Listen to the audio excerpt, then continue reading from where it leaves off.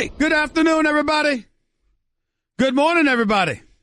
Welcome to the latest edition of the Stephen A. Smith Show, coming at you, as I love to do, every weekday over the airwaves of ESPN Radio in 250-plus markets across the United States of America, and, of course, nationwide on ESPN Radio, Sirius XM style. Channel 80.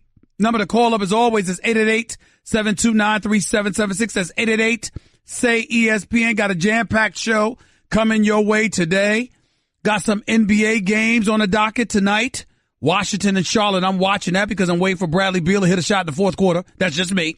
But I'm a fan of his. I'm a fan of John Wall. But I want to explore why they can't get any big-name free agents to come there. I want to talk about Anthony Davis and what you believe the Boston Celtics should do in order to get their hands on them, or what the Cleveland Cavaliers should have done in order to get their hands on them. Because any one of them get Anthony Davis, you're talking title contention, if not an NBA championship, as far as I'm concerned. That's something we'll get into today, along with the subject of the great Drew Brees, who is a free agent, who has been on the record stating he has no interest whatsoever in exploring free agency. He wants to come back and be with New Orleans.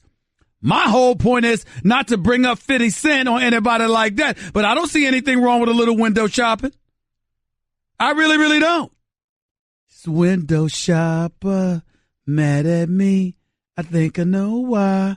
Absolutely. I don't have a problem with it. Zero. Absolutely not. So that's something that we'll talk about as the show progresses. But for now, it's time for some Straight Talk, brought to you by Straight Talk Wireless. Best phones, best networks, no contracts.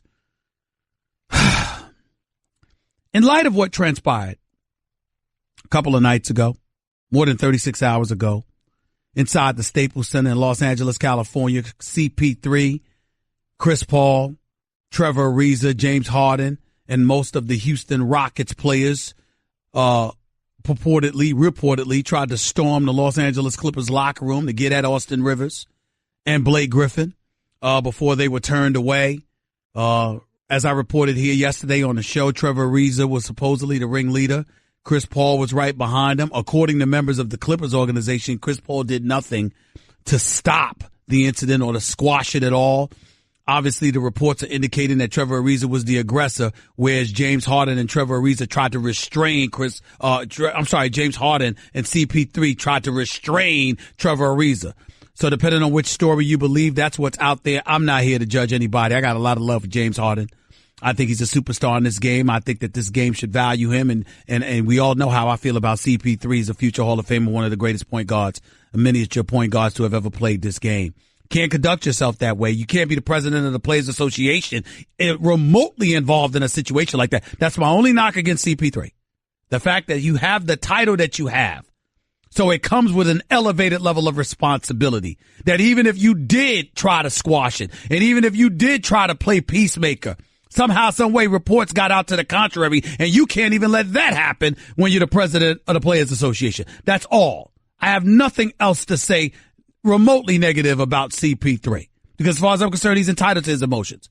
Because being that great, you're the Los Angeles Clippers, you have to value him to a point where he doesn't want to turn down over $200 million from a billionaire Steve Ballmer because he doesn't want to play for the coach Doc Rivers or with his son Austin Rivers. You just can't let that happen. You just can't let that happen. Having said all of that, that coupled with last night's incident in which Minnesota Timberwolves player Aaron Aflalo tried to throw a haymaker at a member of the Orlando Magic, that's a problem. That's an absolute problem. He's going to be suspended, no question about it, because of the punch that he threw. But there's a bigger question that comes into play here. And the bigger question is, does the NBA have an image problem? Let me tell y'all, I have a message. Even though it's on behalf of the NBA and it's on behalf of an abundance of folks who love the NBA, they will never say this. So I'm going to say this. All of you naysayers out there about the brand that is the NBA, you can go to hell. I'm going to say it again. Go to hell. Don't you come to me with no nonsense about the NBA.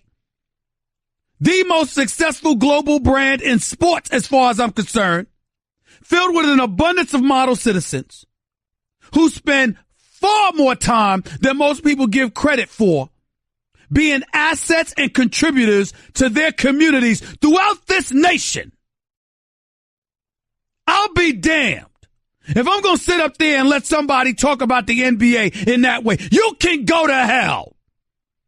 All of your phony, two-faced critics out there looking for an excuse to label these guys in a negative fashion. You got a lot of damn nerves. Does it get much better than LeBron James as a role model? How about Dwayne Wade? How about Carmelo Anthony and the work that he's been trying to do in Puerto Rico? And Tim Duncan, a former five-time champion and a retired player, by the way. Everywhere you turn with the NBA, players, coaches, and beyond, you have people being assets to one community after another. These players in the National Hockey League, even though they don't fight the way they used to, they can punch each other in the face, bloody each other's nose, try to stomp people out. Oh, that just comes with the sport.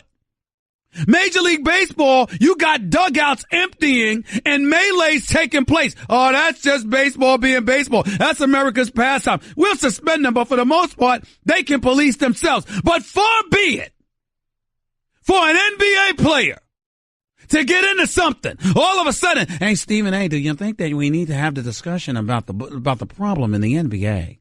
I mean, Stephen A., come on, it really needs to be addressed. I mean, the violence. Really?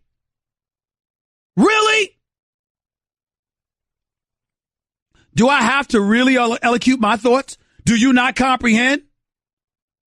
Is it an accident that the NBA is more than 70% black? Is it an accident that the NFL is about 70% black? That's why we got to sit up here and have these issues? Really? You got to be crazy. Y'all must be smoking something. I will not allow anybody to sit up there and try to label the NBA in a negative light. Stuff happens. Fights happen. We get all that. But don't you dare try to sit up there and say, yeah, it ain't really a problem. It's anger management issues. They really need to hash it out. Maybe they could go into the timeout corner. I mean, what is that? When y'all gonna say that about baseball players? I love how this issue, for example, and I'm going to go here. I love how this issue, because, listen, I was raised by 5 women. Not that the NBA has anything to do with this at all, what I'm about to bring up, but I'm trying to make a point. Remember how from Ray Rice to Ray McDonald to the Greg Hardy on down, issues of domestic violence in the NFL. Fair enough. That stuff was going on in Major League Baseball. I remember stuff being chronicled about Bobby Cox, the former manager for the Atlanta Braves. You barely ever heard anything. And it was going on for years. And that's just one of several examples involving Major League Baseball. We ain't hear a word. But a black dude has bad breath and it's news. Nah, that's not happening on my watch. It's a new day. It's a new day. I don't know why the hell ESPN decided to give me this national radio show. You done messed up. Because I'm here to tell you something. I ain't taking that. The NBA and the NFL, their problems are bigger than nobody else's. You ain't tainting them that way. And there is no image problem with the NBA. You should be thankful you have the National Basketball Association with all the work that they do in the community. With all the good that they do. And I got news for you. I don't think Chris Paul is guilty of much. But even if he's guilty of misbehaving with this situation with the Los Angeles Clippers, you can't find most players, most professional athletes in history with a better record as a human being than that man. Have you met his parents? Do you know his brother? Do you know his family member? Have you seen his lovely wife and kids? Do you know what that man stands for? You will not get away with that. And by the way, Aaron Aflalo ain't a bad dude either. He just has to get suspended for what he did. Y'all got a lot of damn nerves. You really do. 888-729-3776 and say ESPN. That's just one item I'm getting into. The other item is the blasphemy. The outright blasphemy that is taking place in the streets of Pittsburgh. Minority owners without a controlling interest. This is according to Mike Florio of Football Talk. Rob Centrone, Paul Evanson, Larry Paul, Stephen Paul, Bruce Rana, Paul Sams, John Stallworth, Benjamin Statler, Scott Swank, David Tepper, Thomas Dole, Peter Verichetti, Mike Wilkins. These are minority owners of the Pittsburgh Steelers, and evidently a few of them want Mike Tomlin fired. 116-16 record. Perpetual playoff team. Super Bowl champion, 2 Super Bowl appearances. Teams are better in the second half than they are in the first half of the season. I am willing to acknowledge that Mike Tomlin has underachieved, but that's only because of his standard. Not because of ours. If it ain't Bill Belichick, who the hell should have want Mike Tomlin as a coach? And these sniveling, weak minority owners with their sorry, trifling, talking about getting rid of Mike Tomlin? Oh, man, I'm so happy to have this radio show. I'm so happy. 888-729-3776. 888-SAY-ESPN. In case you haven't noticed, I'm just getting started. That was Straight Talk Wireless nationwide coverage on America's largest and most dependable 4G LTE networks. I appreciate your business. But with or without you, the world is going to hear me this. You going to mess with Mike Tomlin? Oh, I can't wait. Back with more in a minute. You're listening live to the Stephen A. Smith Show. ESPN Radio. You're listening to the Stephen A. Smith Show podcast. Looking in the store. Stand by. Window shopper. Welcome back to the Stephen A. Smith Show, ESPN Radio. 888-729-3776 is always the number to call up. That's 888-SAY-ESPN. Listen, under no circumstances am I trying to pretend that Mike Tomlin is flawless. He is not. There are mistakes that have been made along the way. There are things that have been left to be desired along the way. People want to bring up the onside kick. I personally didn't blame them for that, to be honest with you. I can understand why people should have insisted on it because it put Jacksonville in good field position. And so as a result, they were able to, kick a field goal and secure the win. But the bottom line is this. Mike Tomlin didn't believe in their defense because their defense was wetting the bed all afternoon long. And if I hold them accountable for anything, is that year after year after year, whether it's in their secondary or their ability to get at the quarterback, it's been a huge question marks continuously. And considering the fact that 4 Super Bowl titles were won with the Steel Curtain, Mean Joe Green and L.C. Greenwood and Mel Blount and Jack Lambert and Jack Ham and the crew, considering that all of that are things that led to Super Bowl championships. I mean, it's the Steel City. It's synonymous with the Steel Curtain. And that hasn't existed in the Mike Tomlin era. That's my beef. But having said all of that, other than Bill Belichick, there isn't a coach I'd rather have. He finds a way to win. They're relevant. I mean, you got to be kidding me. Talk about getting rid of them. Mike Tomlin has underachieved because of his own standards, which he and I have spoken about personally. Every time I've interviewed him, it's about that Super Bowl. And he's sick to his stomach that he comes up short.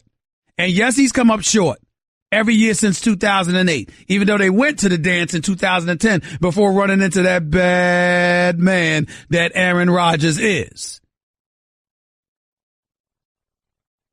But it's not like this man deserves to lose his job. You got to be crazy.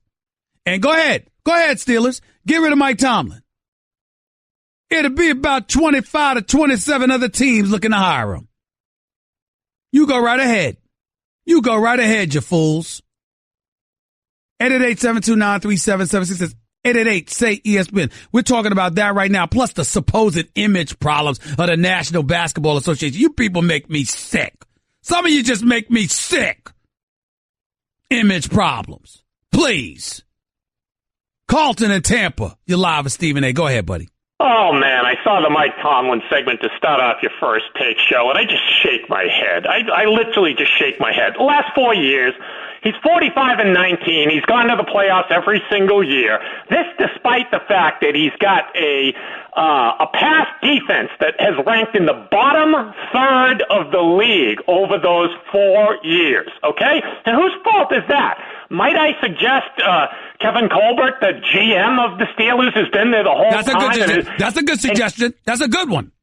Defensive coordinator Keith Butler, who can't get these guys within 5 yards of a receiver half the time. Do you know in their 4 playoff losses the last 4 years, the other team has completed 63.4% of their passes, has 6 touchdowns, no interceptions, 8.05 yards per pass attempt. Off the charts. I mean, it's just been like a throw fest on the Pittsburgh Steelers. And they had an opportunity, as did every other team in the NFL at the beginning of this 2017 year, to go get Malcolm Butler, who was a restricted free agent, and they neglected to do so. They could have gone and poached him from the Patriots, and they didn't, and they kept Mike Mitchell back there at safety. Of course, Butler plays cornerback, right. But they could have gotten rid of Mitchell and saved his decent-sized salary and gone out and shored up that pass defense, and they didn't do it, and Blake Bortles, of all people, throws for 8.2 yards per pass attempt and puts up 35 freaking points on the Pittsburgh defense. And now people want to fire Mike Tomlin? Are you kidding me? 38 points, not 35, 38 points. Oh, you're right. Put up. You're right, 38. And by the way, that onside kick was the right move. The 95% of the commentators have said, oh, that was dumb, including Max Kellerman. That was the exact right move. Pittsburgh, if they had executed it properly, and Jacksonville recovers it, Jacksonville's going to get it on the 47 or 48-yard line of Pittsburgh. Oh, if they give up a first down, the game is over. So even if they got 8 yards starting on the 48, that would have put it in the 40. No way Jacksonville's going to try a 58-yard field goal. So the Steelers were getting it back. It's just that it was such a badly executed like Tomlin said. And then there was a penalty. That's the only reason Jacksonville. Hold on, Carlton. Just like Tomlin said, if the guys had executed the way they were supposed to execute, we're not sitting here having this discussion. And he's absolutely right. Exactly. So this is nonsense, but it just shows the absurd, superficial level of analysis that a lot of these yappers on sports media kick out day after day after day. Anybody who thinks Mike Tomlin should be fired from being a sports media analyst. Well, I'm going to assume you're not talking about me, Carlton, because you call in here all the time. So thank you, buddy. No, I know. You didn't call for his firing today. Thanks a lot, buddy. Take it easy. Have a good day. Let's go to Micah in Cali. You're live with Stephen A. Talk to me. What's going on? Stephen A., pleasure talking to you again, man. Thanks for taking my call. Go ahead, buddy. Yeah, I just wanted to touch base on what you were talking about, KD and LeBron yesterday. Mm-hmm. I'm just not ready to give KD the KD era, the best player in the NBA right now. Nobody is. What we're saying is, let's not change that. Nobody's saying that. What they're saying is, what if he wins the title this year and wreaks havoc doing it? What if KD, think about this for a second. I'll pose the question to you this way, Micah. What if KD, who's arguably a leading candidate for league MVP honors right now, what if Kevin Durant wins league MVP and wins the championship and wins NBA Finals MVP by averaging 35 on LeBron again? Then, yeah, I would have to give it to him. There we go. That's where we are. But I mean, LeBron right now, 15 seasons in NBA, averaging, 28, 9, and 8.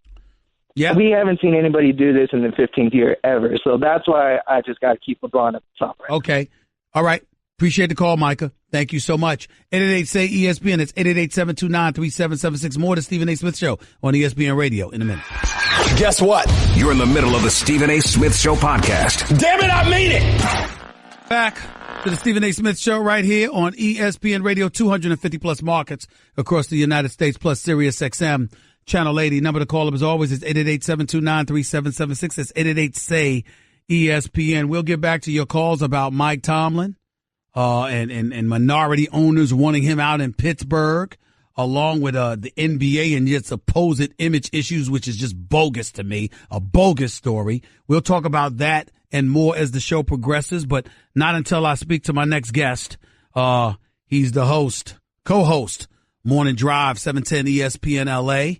Of course, he's a former member of the New York Jets, a Super Bowl champion with the Tampa Bay Buccaneers under John Gruden, former Dallas Cowboy as well. I won't hold that against him. I'm talking about my buddy, the one and only Keyshawn Johnson. He's on the line with us right now. What's going on, big time? How are you, man? What's happening, man? Stop bragging about being in 250 markets. What's wrong with that? I'm just letting the world know that I'm in 250 markets. What's the problem? They hearing you right now, ain't they? Yo, King, listen, man, let's get right to it because I got a couple of things that I have to ask you. The news just came out literally during the commercial break. I just saw it anyway. Todd Haley is out as the offensive coordinator for the Pittsburgh Steelers. Your thoughts about that? I think it's a little ridiculous, but I also understand when things don't go according to plan, somebody's got to be the fall guy. And a lot of this, a lot of it smells like Ben Roethlisberger to me.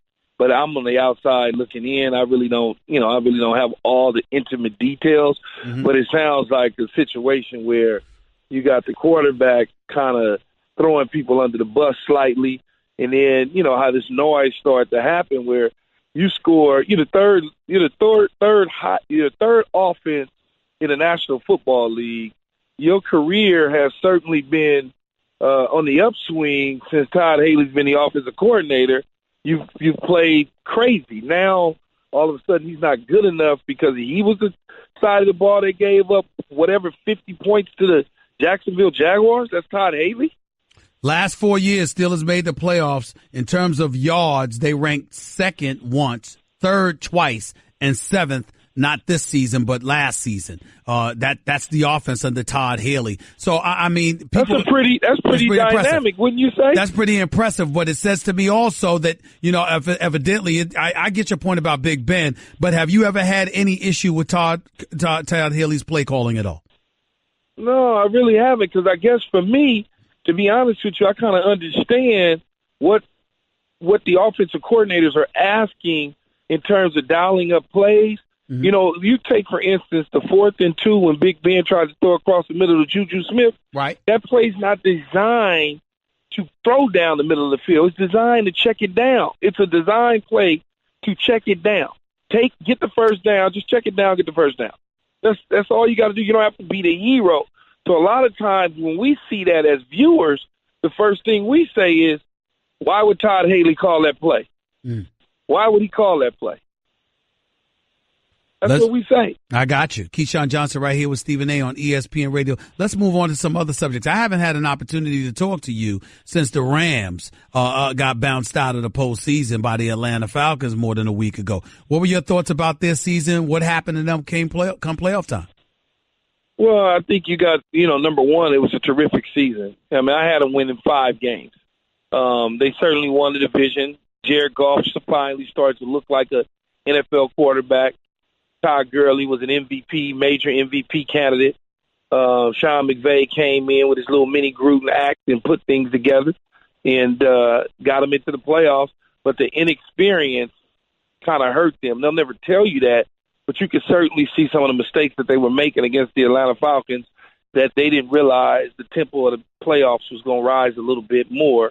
And next time around, I think they'll be more prepared with a little more experience to be able to take on a team and advance further into the playoffs. What do you mean, for a second? Let me go back to your initial comment. What do you mean his mini Gruden act? Mini John Gruden, I'm assuming you were talking about. What does that mean? Man, he reminds, I tell him all the time. Sean McVay remind me so much of Gruden. When he calling plays, just his voice, because we get him on the air with us a lot because he's here in L.A. Every time I listen, I got to listen real careful because I ain't sure if I'm talking to John or if I'm talking to Sean. And you remember, Sean was with us in Tampa. Right. He was actually one of our little, he was one of the managers of the football team with us. So I tongue and cheek him all day long about being a little mini group. Keyshawn Johnson right here with Stephen A. And by the way, Keyshawn Johnson will join Boomer, that's Chris Berman and Tom Jackson, on Championship Sunday edition of NFL Primetime. So make sure y'all don't miss it. Speaking of Gruden, I haven't had an opportunity to ask you about your former coach, your former Super Bowl champion coach, landing the job with the Oakland Raiders. Look, Keyshawn, I ain't mad at the man. I would have taken the money as well. Please don't get me wrong. 10 years, $100 million guaranteed, bonuses that escalated to 120 from what I'm hearing. Could you explain to me why Oakland would feel the need to give him that kind of money, those kind of guaranteed dollars, when a man hasn't coached since 2008, and the 6 years prior to that, it was a 45-51 record, 0-2 in the postseason. Could you explain that to me? Well, I think Stephen Smith, that, they have a great relationship in terms of understanding who he is, and Reggie McKenzie. Now, look, I know the reported numbers are 120 million, I can almost certainly guarantee you that it's not a fully guaranteed contract. There's some outs in there somewhere. I mean, he's getting a handsome ransom for however long he's going to be coaching, but he hasn't forgot how to coach. Even though he's been gone away from the game for a while, he's still kind of been around the game on Monday Night Football. So you would think hiring certain coordinators and assistant coaches that have been in the league could certainly help, that learning curve that this team is going to learn under with a new head coach. So I'm not really overly concerned with that. I think more so when you're paying a guy in upwards of whatever the numbers truly really are, it's a lot, that hasn't really been around coaching for a while. What are you expecting if you're the Oakland Raiders? Are you looking for instant gratification, or are you willing to wait several years to get into a deep run into the postseason? Or are you looking at this and saying the AFC will eventually be wide open because Tom Brady is getting ready to walk away at some point in time? And Big Ben. And Big Ben and the staff. So now it's the perfect time to strike. And I'm thinking, so then, therefore, you shouldn't have any problem with my expectations that if you're going to pay the man $100 million, he should deliver a Super Bowl within in about 4 years, shouldn't you say? 4 years. If they paid him $3 million a year, 4 years is plenty of time with that roster to advance deep into an AFC championship caliber football team with 4 years. You don't even need, you know what I'm saying? Any coach with 4 years with that roster that's worth anything should be able to get them to an AFC championship game. Gotcha. In 4 years. Gotcha. I mean, think about it. In 4 years? That's right. I mean, how much are you really going to change? Carr ain't going nowhere. Crabtree ain't going nowhere. Cooper ain't going nowhere. You may address the running back issue to some degree. You got the highest paid offensive line. It's still pretty good. So you're really not addressing a whole lot. Maybe the secondary, maybe a linebacker or two. Okay. That's pretty much it. Works for me. Keyshawn right here with Stephen A. on ESPN Radio. Let's get to these conference championship games. Jacksonville, New England. Who you got and why? I'm going to take New England, obviously, man. They playing at home. Not only are you playing against the New England Patriots, you're playing against Foxborough. You're playing against possibly guys that wear stripes, and I ain't saying who they are. I mean, you play, it's a lot. You stacking the deck when you going up to Foxborough thinking you fit to beat Tom Brady and Bill Belichick. That's just not something that they do. They don't lose at home, in particular in the playoffs. Any issue with the Steelers running them out before they played Jacksonville last Sunday? No, because that's not bulletin board material. All that is for people like us that do sports talk radio and television to come on after they lose and say, see, they should have been quiet. Because grown men don't feed off of stuff like that. Because if Pittsburgh would have won the game, we wouldn't even be saying nothing. We would just be like, oh, Pittsburgh wasn't going to lose to them a second time, yada, yada, yada, yada. But because they lost, we now can sit up there and point to them saying something and losing the game. Listen to Keyshawn using words like us and we as it pertains to the media. I'm very proud of you, big boy. I'm very, very proud. Let's get to the NFC. Well, go ahead. Say what you got to say. That was a slip up. I know. Was a slip up on my part. I knew it. That's why I brought it up. What about the NFC Championship game? Philadelphia hosting Minnesota, the luckiest team alive as far as I'm concerned. Philly hosting Minnesota. What's up? But why you say they lucky? Oh, because what of that last play. Come on now, Keyshawn. Look, man, I'm in a good mood. Don't you start with me. You know good and damn well that touchdown to Diggs. I mean, Marcus Williams, God bless him. He's just a rookie. It's a mistake. He'll have a bright career. But a mistake like that, how lucky can you be if you're Minnesota? Stop it, Keyshawn. If he open his eyes, it ain't a mistake. You can't hit nothing you can't see. Oh, Lord. Really? Really? That's where we going? That's where we going? Open your eyes, son. All right. All you got to do is open your eyes. You hit the dude. You open your eyes. He closed his eyes. Anybody that played football and know football can tell based on his approach and his body that his eyes were closed. We don't get that camera shot because it's all from the back end. Right. But he certainly closed his eyes. And, yes, at the end of the day, it was pure luck. You know, it's been a luck fest for them. Think about it. Teddy Bridgewater goes down a couple years ago. They bring in Sam Bradford. The team looks really good, playoff run, the whole deal, yada, yada, yada. Now, all of a sudden, Bradford goes down. Case Keenum comes in, and he looks like Aaron Rodgers. So it turns into a situation where they play great defense. They're at home. If they can force Nick Foles into making some mistakes and turnovers, because he's thrown a lot of interceptions, guys just aren't catching them. If they can hold on to him, then Minnesota, I believe, will be playing New England in their own home field. They won't have to leave at all. They can ride right up the street, stay in their own homes, come Super Bowl time. So you're predicting Minnesota's going to beat Philly in Philly Sunday? No, it's in Minnesota. No. I'm saying to you, Minnesota comes to Philadelphia this weekend for the NFC Championship game. You think they're going to win that game? I do. Oh, I do. Look, man, you go back and do your TV, man. I can't wait to see you and Tom Jackson. But you're a Philly guy. I'm not a Philly guy. I'm from New York City. Watch your mouth. I'm from New York. You're a Philly. You covered the Philadelphia. What is it? That's right. I worked for the the Philadelphia Inquirer for 17 years. Yes, that was true. That is true. I don't need all them years. I just know you worked for them. All right. There you go. I know you covered the Eagles when we smacked them. I know that much. I know that much. You saw me in the locker room after the game, too. You ain't got to rub it in, though. You ain't got to rub it in. Bye, Keyshawn. Wait, hold on, though. Go ahead. Check this out. What you think about the minority owners wanting Tomlin out? I think they're insane. They got a lot of damn nerves. It's a disgrace. 116-60 is his record. As many years as he's taken them to the playoffs, he's a Super Bowl champion. If Mike Tomlin deserves to be unemployed, a whole bunch of coaches should be fired. That's my take. No, but you know what, though? See, I'm the type of dude, as soon as I start to hear that chatter from Mike Tomlin, first thing I'm going to say is, if that's what the Roonies want to do, let's make it happen. Because I know I'm going to get another job. That's true. Too good of a coach to be on the streets. Like you said, it's a whole lot of jokers that need to be fired as head coaches if Mike Tomlin going to be on the streets. Amen, brother. Amen. Appreciate you, man.